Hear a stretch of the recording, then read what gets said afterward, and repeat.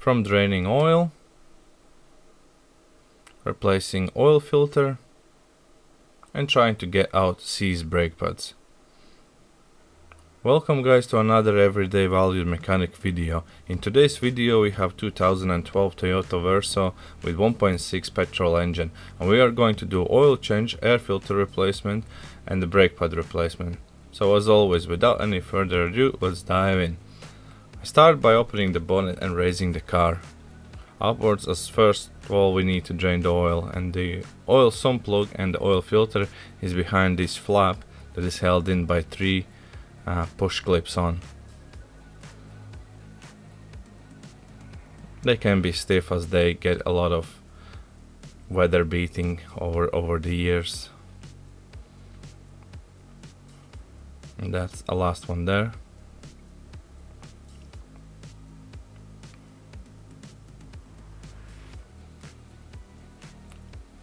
Typically, so it doesn't get like oil on it, I use the self-grip pliers to just fold over and clamp it here.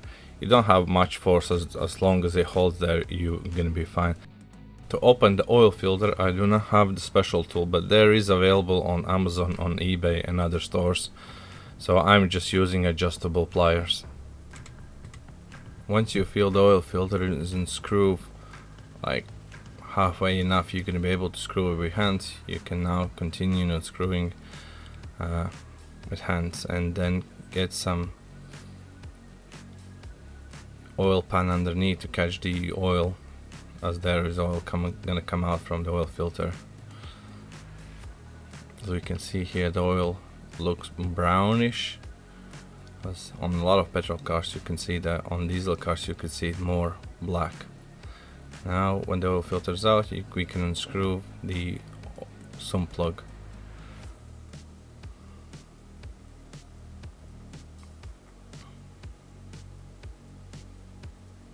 Now when the sump plug is unscrewed, leave the oil pan underneath and wait till the all oil is gonna drain out. While the oil is draining out, now is a good time to change the oil filter.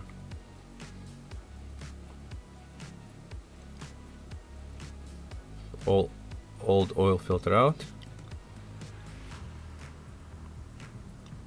Doesn't look that bad. And then there's O-ring seal. On all these paper oil filters you're gonna have this O-ring seal. What I like to do is give a quick clean on this oil filter cap, just to make sure it's like no big particles is left inside. The new oil filter can go inside, and now the O-ring seal.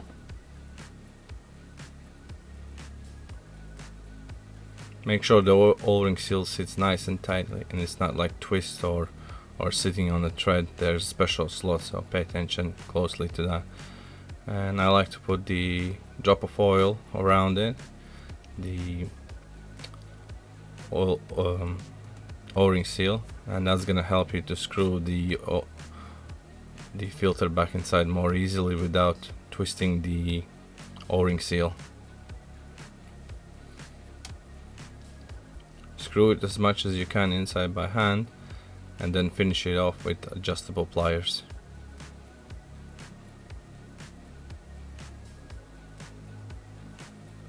I would not recommend to squeeze too hard these adjustable pliers, as the oil filter cap is plastic and it might crack. So as long as it turns, that's good enough. Now the sump plug can go inside. Usually sump plug torques are between like 20 to 30 Newton meters of torque. So just snip it a bit and that should hold enough. Brake cleaner to clean any oil residues.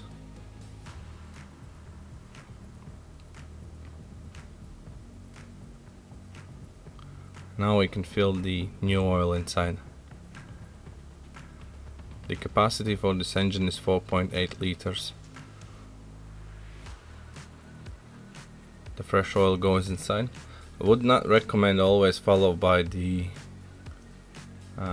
what does it says on the manufacturing books or anything. So It's best way to keep eye on the dipstick.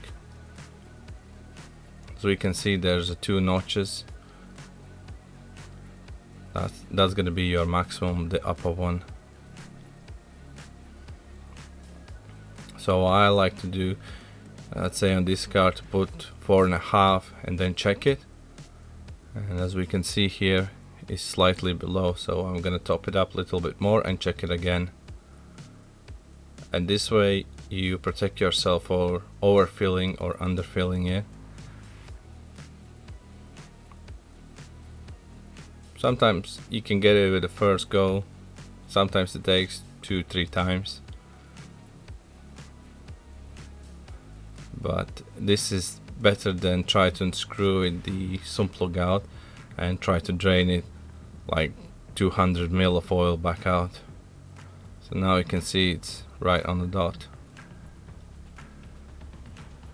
So what I'm gonna do, I'm gonna top it up ever so slightly more, as the new oil filter will soak some in.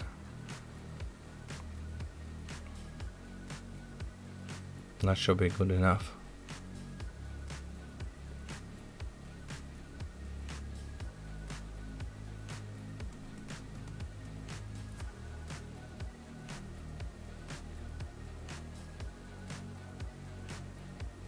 While we are in the engine bay, also is a good time to change the air filter element. So on this one there's just 2 clips on each side, and you can lift it up and pull the air filter out.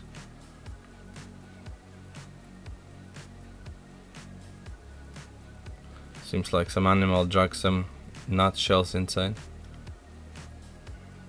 And the new oil filter goes inside. And that's the one clip and the other clip. One of the easiest air filters there is changed.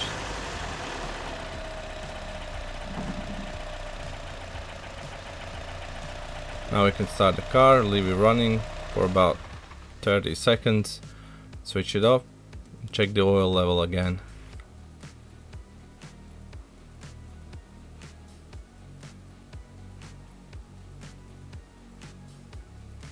And we can see it's right on the dot.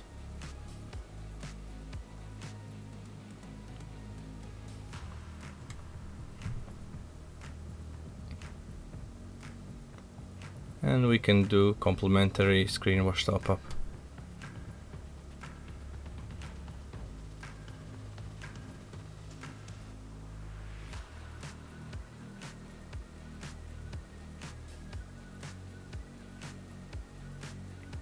Next step is to check for any oil leaks on the items that we remove, which is sump plug and the oil filter cap.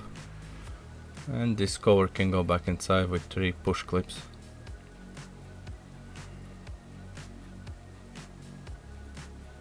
That's all there is to the oil filter replacement and oil. Now we can move to the brake pads. Start by removing the wheels.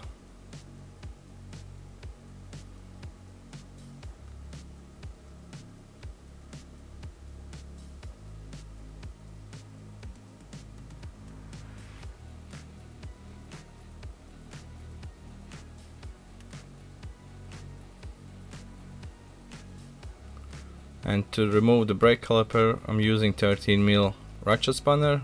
You can use the spanner itself or wrench, socket with the ratchet. So there's a couple ways to do this. One of the ways, you just unscrew the bottom bolt, you push the caliper slightly backwards, and now you can lift it up, and that gives you access to the both brake pads. The other way is to remove brake caliper completely. This is by removing the upper bolt as well. Here we can see the slider, it moves together with the bolt. So you can put either the spanner for the right size, or I like to use this self-grip pliers.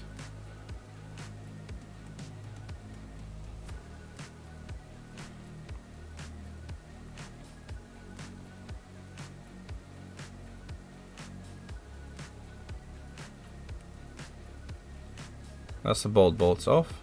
We can take the pliers off as well. And now we need to hang the caliper on the shock absorber or suspension spring somewhere else.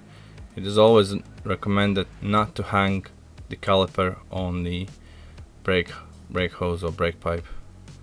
I'm using again adjustable pliers to push the piston caliper back inside.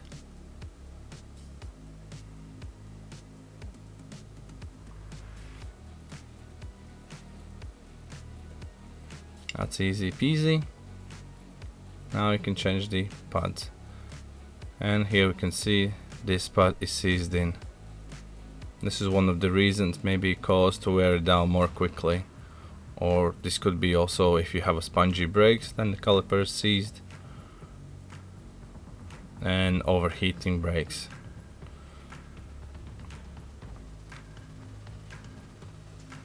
So this happens when the rust builds up underneath these sliders, builds up and pushes these chrome pins upwards or downwards and sandwiches the brake pad. So what I'm gonna do, I'm gonna remove the brake caliper carrier and clean it to prevent that happening in the near future again.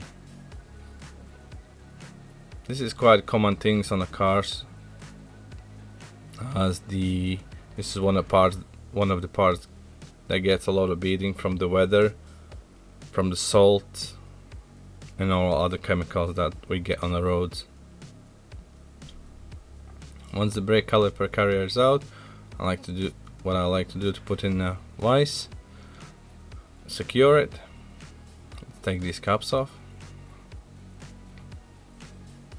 Yeah, they're pretty old. If you get a good quality brake pads, a lot of times they're gonna give you these new chrome slider or seats, new ones, but now on this occasion I did not get the new ones. So what I'm gonna do, I'm just gonna clean them. And here we get this rust buildup that pushes everything upwards and sandwiches the pad, and that what causes it to get seized. So there's a lot of ways to clean it. One of the ways is using the wire brush and some elbow grease. Second thing, most fastest thing, is also to use the wire brush on the drill.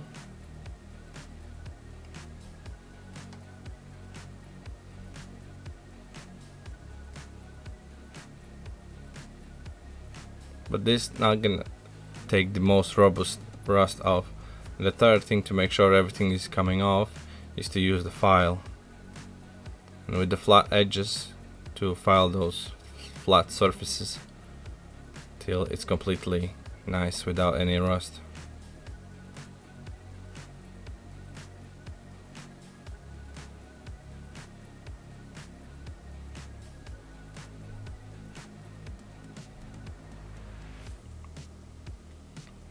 So any small time lapse.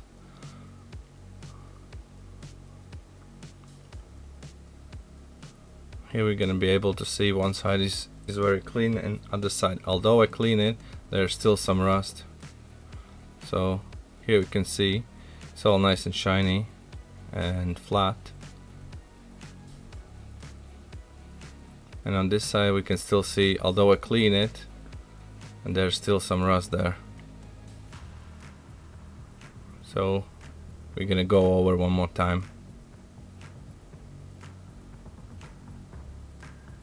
Just to be careful if you're using file or anything else, because if you're gonna take too much material off, your pad's gonna be too loose, and on any braking they're gonna start knock, as they're gonna have enough space to move up and down. I use a copper grease to protect the surface that we clean, and the wire brush to clean these sliders or seat covers for pads.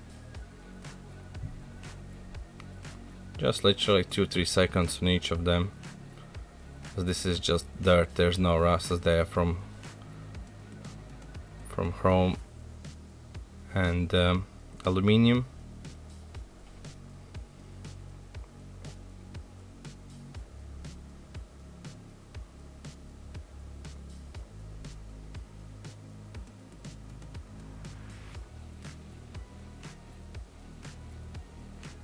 Just pay attention once you remove them, the way you remove, just to put the same way back. As if you put the other way, the brake disc or brake rotor will gonna start catching these shields and it's gonna make squeaking noise. And that's the last one. Now it's also a good time to check the sliders if these are not seized. So these are good, so I'm not gonna grease them, leave them out as they is. Now the caliper carrier can go back inside. Two 18mm bolts.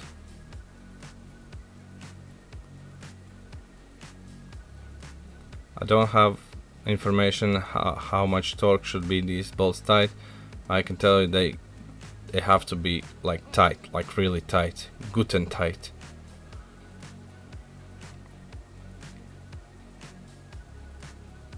Now we can compare the brake pads, as we can see how much the old ones was worn down, how much material left on them.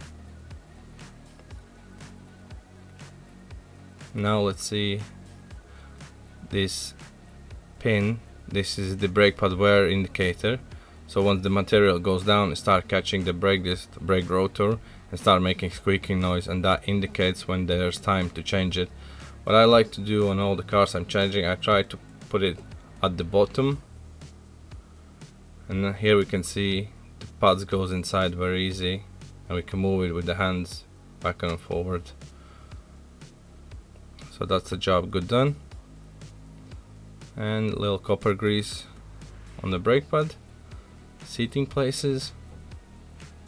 This will also help the brake pads moving back and forwards more freely and also prevent squeaking noise.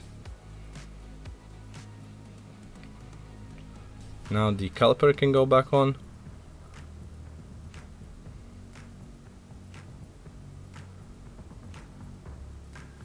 And secure with two 13mm bolts.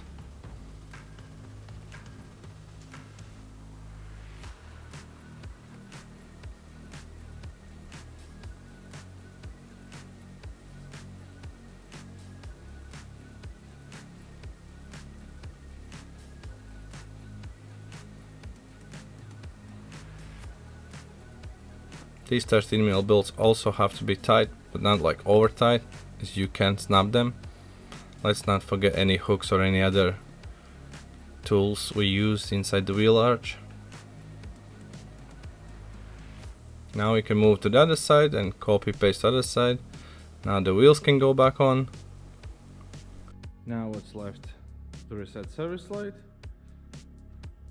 pump the brakes, and write the record into the service book of the mileage and the date when this service was done.